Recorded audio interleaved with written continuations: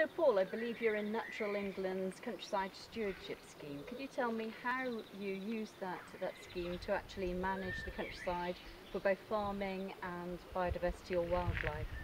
Yes, the Countryside Stewardship scheme has three aspects to it actually. There's encouraging biodiversity, there is preservation of the historical landscape, and there is also a public access aspect to it.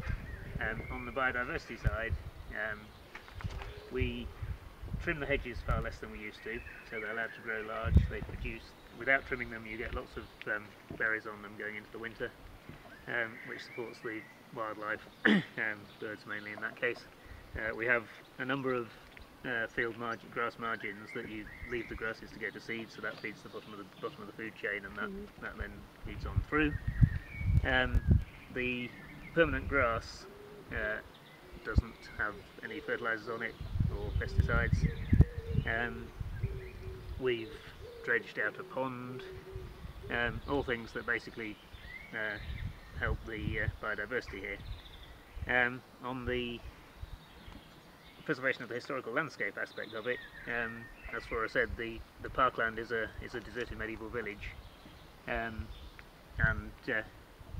so we have an agreement whereby we don't disturb that, so the cattle graze that, and a grazed surface is the best way of preserving the humps and hollows that show up the shape of the old village.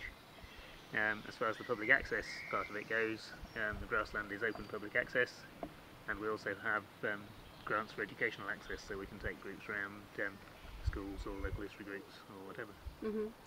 Excellent. And I think that your children, I'm right in saying that your children who've now gone off to university have created a farmland trail, is that right, a farm trail? Yep, our daughter and two cousins actually created a nature trail around two of the paddocks at the back, which is a sort of spotter's guide to a certain extent, looking at different trees and badger holes that are that side of the farm as well. I think what else is in it? Yeah, it's just an awareness of nature. I mean, it's quite simple things, but it's surprising how much people don't know the basics nowadays. So we're spotting the fruits and the trees and the barks, and listening, seeing what you can hear. So you can hear a lot of bird life here, but it does vary as you go around the paddocks. So it's quite a short trail, but people get quite a lot out of it. Yeah. And can people, obviously people can come and stay in your wonderful accommodation here, and we've been staying here for the last few years in the saddle room behind us, and it's absolutely wonderful. I sit in my bedroom in the morning and listen to the birds, because there's a lovely sliding door, and I'm straight out into the garden. It's just a beautiful location. Particularly as I'm a bit of a townie, I live in a town or near a town, and it's just lovely for me to have that refreshing view of the countryside.